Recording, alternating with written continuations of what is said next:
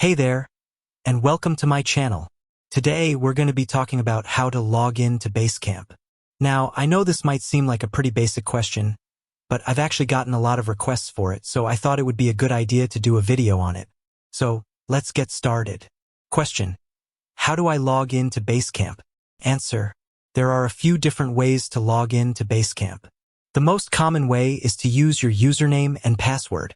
You can do this by going to the Basecamp website and clicking on the Login button. Once you're on the login page, enter your username and password and click on the Login button again.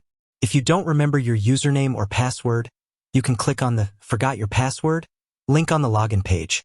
This will take you to a page where you can reset your password.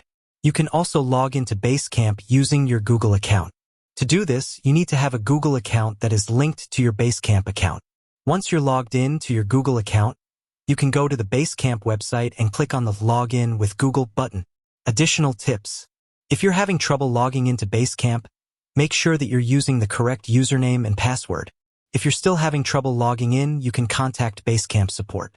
You can also log into Basecamp using the Basecamp app for iOS or Android. Logging into Basecamp is easy once you know how.